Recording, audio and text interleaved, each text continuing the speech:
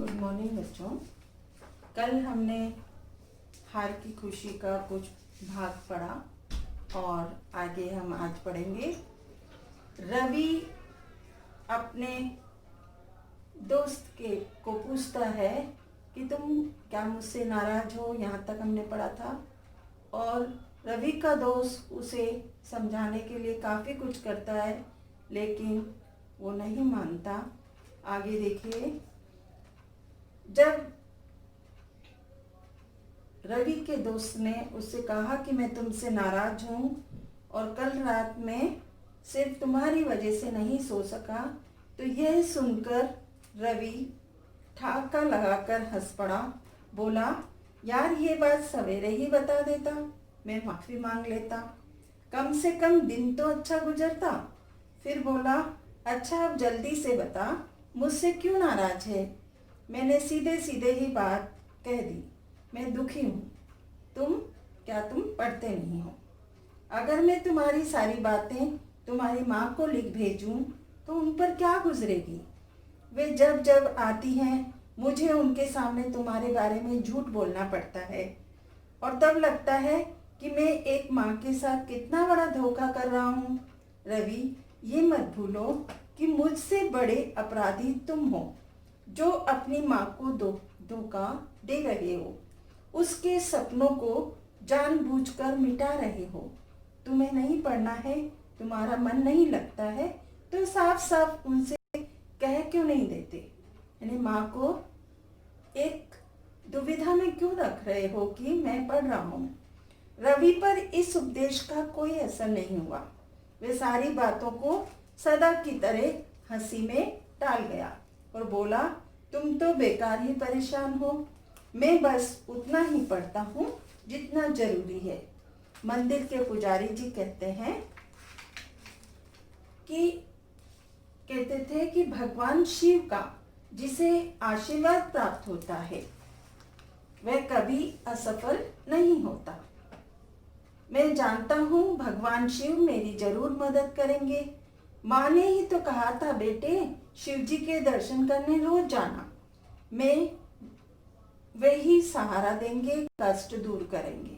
मुझे उसके अंधविश्वास पर हंसी आई और क्रोध भी। मैंने पूछा, छिमाही परीक्षा भी तूने भगवान शिव के सहारे ही दी थी। उनके आगे किताब खोलकर आने वाले प्रश्नों की भविष्यवाणी किया करता था, लेकिन नंबर कितने मिले। मैं तुम्हारी ईश्वर भक्ति का विरोध नहीं करता, किंतु जो मेहनत नहीं करता भगवान उसकी कभी नहीं सुनते। अच्छा बाबा, अब ये उपदेश बंद करो और खाना खाने चलो। रवि ने मेरी बात को काट दिया, लेकिन मेरे मन का बोझ हल्का नहीं हुआ। हम दोनों खाना खाकर लौटे तो रवि सदा की तरह एक मित्र के कमरे में गप्पे मारने के लिए बैठ गया। मैं अपने कमरे की ओर लौट आया। अचानक मेरे मन में एक विचार आया कि उस समय रात के 9 बजने वाले थे। मैं भगवान शिव के मंदिर की ओर चल पड़ा। 10 बजे तक मंदिर खुला रहता है, दर्शन करने वालों की भीड़ लगी रहती है। मैंने दर्शन किए, फिर पुजारी जी के पास जाकर बैठ गया। मैंने कहा, मैं रवि का दोस्त हूँ। कौन रवि? अच्छा, जो रोज सवेरे नियम से दर्शन करने आता है। हाँ, उसी रवि का मैं दोस्त हूँ। हम दोनों एक ही कमरे में रहते हैं। इसके बाद मैंने पुजारी जी को सारी बातें बताई। उन्हें दुख भी हुआ, साथ ही उन्होंने आशा भी बंधाई कि वे रवि को सीधे रास्ते पर लाने में मदद करेंगे। जाहिर था रवि को समझाने बुझाने से कोई लाभ नहीं था, इसलिए हमने एक गुप्त योजना बनाई। अगली सुबह रवि नहा धोकर मंदिर पहुंचा। उसने शिवजी के सामने बैठकर जैसे ही माथा टेका कि एक भारी आवाज गूंज उठी, रवि, तुम जिस काम के लिए यहाँ आए हो उसे तुरंत पूरा करो। अगर इस बार परीक्षा में सफल न हुए तुम अंधे हो जाओगे। जाओ और हर रोज अपने हर विषय का एक एक पाठ याद करते जाओ। याद रखो, मैं हर पल तुम्हारे आसपास रहता हूँ। तुम्हारा एक एक काम मुझे मालूम रहता है। मुझे धोखा देने की कोशिश मत करना। रवि घबरा गया था। ये कैसी आवाज थी? क्या भगवान शिव ने उससे कुछ कहा? वे धीरे धीरे सरकता हुआ बाहर आया। मंदिर के द्वार पर पुजारी जी से मुलाकात हो गई। तो पुजारी जी ने कहा, कहो बेटा रवि, कैसे हो? ठीक हूँ पुजारी जी, ऐसा लगता है भगवान शिव ने आज मुझे कुछ आदेश दिए हैं। बेटा, भगवान अपने भक्तों पर हर पल नजर रखते हैं। फिर भगवान शिव का तो कहना ही क्या, वे भोले शंकर हैं। प्रसन्न हो जाएं तो तुम्हें मुंह मांगा वरदान दे देंगे, और नाराज हो जाएं तो तुम्हें भस्म भी कर सकते हैं, क्योंकि शिव भगवान का गुस्सा काफी हद तक ज्यादा माना जाता है। रवि की घबराहट अभी कम नहीं हुई थी। उसने जो कुछ सुना था सब बता दिया। पुजारी जी बोले, बेटा तुम कितने भाग्यशाली हो, तुमने भगवान शिव की वाणी सुनी। अब इस बात की चर्चा किसी से मत करना। उन्होंने जो कुछ कहा है उसे चुपचाप पूरा करो। याद रखना, अगर तुमने उनका आदेश मानने में कोई गड़बड़ी की तो तुम अपनी आंखें नहीं, ऐसा मत कहिए। मैं वचन देता हूँ कि मैं भगवान शिव के आदेश का पालन करूँगा। शाबाश, याद रखना, तुम्हारा परिश्रम, तुम्हारी लगन कभी व्यर्थ नहीं जाएगी। हिम्मत से काम करो। उस दिन रवि कक्षा में चुपचाप बैठा रहा। उसने क्लास वर्क किया। शाम को कमरे में आकर होमवर्क करने बैठ गया। मैंने टोका, रवि आज खेलने नहीं गए? नहीं यार। फिर उसने टालते हुए कहा, जरा अपनी कॉपियां दे दे, मैं पिछला काम पूरा करना चाहता हूँ। उस रात देर तक रवि काम करता रहा। मेरे बार बार कहने पर बड़ी मुश्किल से सोया। सवेरे उठा तो मैंने देखा रवि मुझसे पहले ही उठ गया। किताब खोले हुए कुछ याद कर रहा था। रवि में हुए इस अचानक परिवर्तन के प्रति सभी को आश्चर्य था और खुशी भी। वार्षिक परीक्षा के लिए अभी 1 महीना शेष था। उस दिन हमारा अंतिम मासिक टेस्ट था। रवि ने सभी विषयों की तैयारी करने की भरसक कोशिश की थी। शाम को जब लौटा तो उसके चेहरे पर खुशी की मुस्कुराहट थी। बोला, यार मैंने सभी विषयों के टेस्ट पेपर बहुत अच्छे किए हैं। मुझे इस बात की बहुत खुशी हो रही है कि सोचता हूँ कि मैं अपनी खुशी ये बात माँ को लिख भेजूं। जरूर लिखो, मैंने कहा।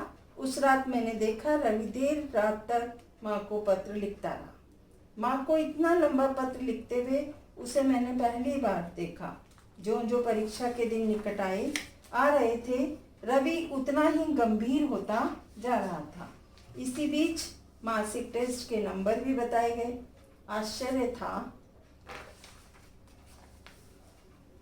कि रवि कक्षा में दूसरे स्थान पर था, यानी मुझसे 10 नंबर कम। उस दिन शाम को रवि मंदिर गया। पुजारी जी ने उसे देखते ही कहा, रवि तुम्हारा दूसरा नंबर आया है ना? आपको कैसे मालूम? रवि ने आश्चर्य से पूछा। ये बात यही बता रहे थे, कहते थे मैं इस लड़के से बहुत खुश हूँ। पुजारी जी ने भगवान शिव की ओर इशारा करते कहा। हमारी वार्षिक परीक्षा उनका समय आया। इसके बाद 10 दिन की छुट्टी थी। हमें पिकनिक पर जाना था। 30 अप्रैल को परीक्षा फल घोषित होना था और इसके बाद हमें अपने अपने घर जाने की छुट्टी मिलने वाली थी। परीक्षा के दौरान रवि को देखकर कोई सोच नहीं सकता था कि ये वही लड़का है जो पिछले कुछ महीनों तक एक निहायत लापरवाह, गप्पी और खिलाड़ी लड़का था। समझ में नहीं आता था कि अचानक परिवर्तन हुआ कैसे, किंतु मैं इस परिवर्तन से बेहद खुश था।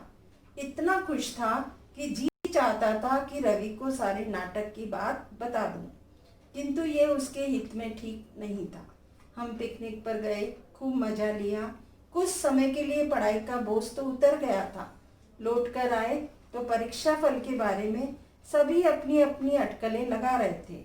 एक बात तो निश्चित थी कि मुझे प्रथम स्थान मिलना था, इसलिए मैं निश्चिंत था।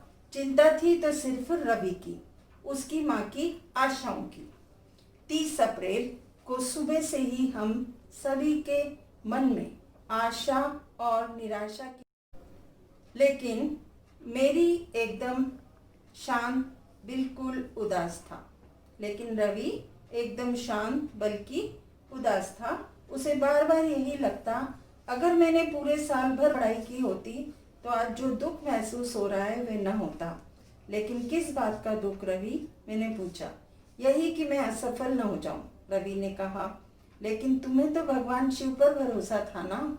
फिर? हाँ, किंतु वह भी तभी मदद करेंगे जब मैं पढ़ूंगा। बिना पढ़े तो कोई किसी की मदद नहीं करता। तभी हमारे कुछ साथी और भी आ गए थे। वे सब हमें खींचकर स्कूल ले गए। कुछ ही देर में परीक्षा फल घोषित हुआ। रवि मेरी कक्षा में प्रथम आया था और मैं दूसरे नंबर पर था। रवि की सफलता पर सभी को आश्चर्य था। मेरा नंबर पिछड़ जाने पर मेरे साथियों को अफसोस था, किंतु मुझे न आश्चर्य था न अफसोस। मैं बहुत खुश था। दरअसल इस हार में भी मुझे एक अनोखी खुशी थी कि उसे भला कैसे बताऊं।